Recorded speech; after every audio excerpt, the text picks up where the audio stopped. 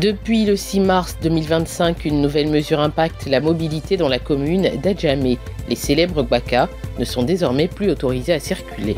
Le programme Élite au féminin lancé en 2021 poursuit son objectif d'aider les jeunes femmes ivoiriennes à tracer des carrières professionnelles solides et à succès. Et Sam Mouakouboué, directeur de la communication du ministère des Affaires étrangères, a remis des dons de vivres aux populations musulmanes du département de Lakota, dans la région du Caire. Voilà pour le sommaire de cette édition. Bienvenue à tous et à toutes.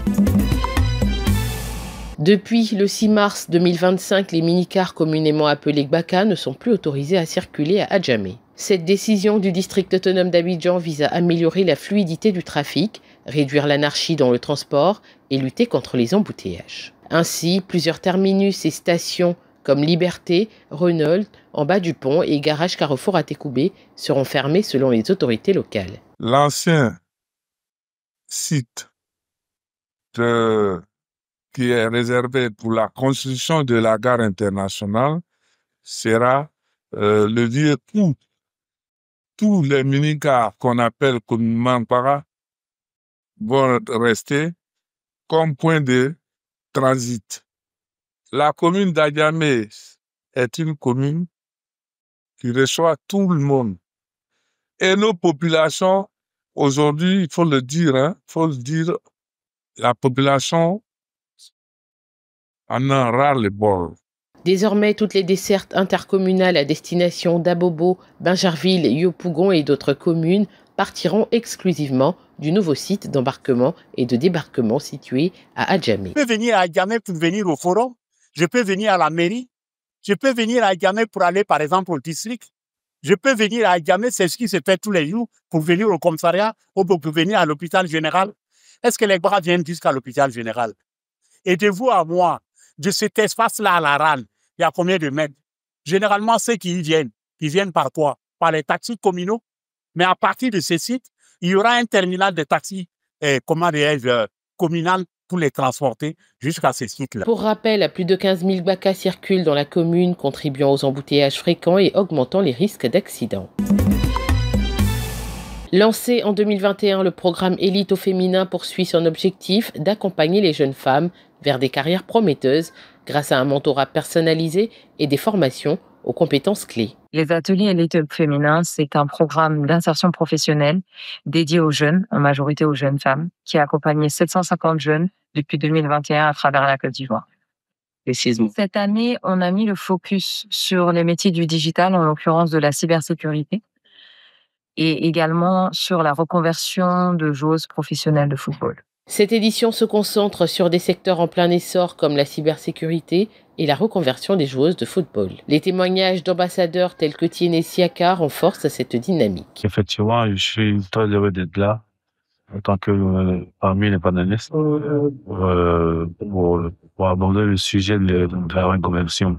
Je dis que c'était un sujet très important pour les sportifs en général.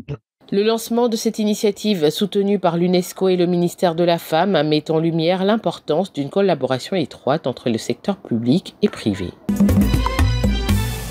Unir les transporteurs à travers un geste de partage et de solidarité tout en favorisant un mois de jeûne sans accident. C'est l'objectif d'une cérémonie de rupture collective organisée à Anyama. De la nourriture et des boissons ont été distribuées aux chauffeurs de cette commune, y compris ceux en pleine activité. Une initiative de la coordination des délégués du Haut Conseil des transporteurs du district d'Abidjan. Quand tu roules et que tu es pressé pour aller couper carême à la maison, des fois tu ne vois même pas celui qui est devant toi. Alors, nous, on s'est forcé. On a fait les analyses, on a trouvé bon de nous déplacer pour aller vers eux, pour aller leur donner la nourriture au volant, pour les permettre de rouler tranquillement, sérieusement, dans la paix, et puis avec beaucoup de prudence. C'est une famille. C'est ça, on t'en aujourd'hui, je tiens à remercier bon Dieu, d'abord, pour voir l'esprit la délégation ici à Nyama. Vraiment, merci à vous. Cette action, saluée par la direction régionale des transports, a également été l'occasion de sensibiliser. En mettant en place cette structure collective, donc je tenais à prendre à témoin tous les délégués ici présents de jouer dans ce rôle donc de sensibilisation. Il n'y a que grâce à eux que nous pourrons donc nous déplacer tranquillement en toute sécurité avec le confort. Débutée à Yopougon, cette rupture collective du jeune musulman avec les transporteurs s'achèvera dans la commune de Cocody. Des dons de vivres comprenant 115 sacs de riz, 10 cartons de thé et 500 000 francs CFA ont été remis aux musulmans du département de Lakota. Ce geste émane de Samoa Kouboué, directeur de la communication et porte-parole du ministère des Affaires étrangères et cadre de la localité. En remettant cet appui, le donateur a encouragé les bénéficiaires à prier pour la paix et la stabilité de la Côte d'Ivoire. Il a souligné que 2025 étant une année électorale, il espérait un scrutin apaisé dans sa région. Nous partons vers une année qui va être sondée par l'élection présidentielle. À sa suite, il y aura l'élection législative. Donc c'est une année pleinement électorale. Dans nos pays, sous des républiques, vous savez, quand on parle d'élection, seconde fois, cela connaît avec la violence. Il était bon que quand nos frères, moi et nous étions ensemble, nous levions les prières vers Dieu, afin que la Côte d'Ivoire soit épargnée de la violence électorale en cette année 2027. Ces dons ont été destinés aux musulmans des localités de Zikiso, Nyambézaria et Lakota. En retour, les bénéficiaires ont salué ce geste et pris l'engagement de promouvoir la paix et la cohésion afin que Lakota ne soit plus classée parmi les zones sensibles. Des dons supplémentaires seront faits aux chrétiens catholiques de Lakota. C'est la fin de cette édition. Merci de nous avoir suivis. L'information continue sur cette info et sur www.cetinfo.ci.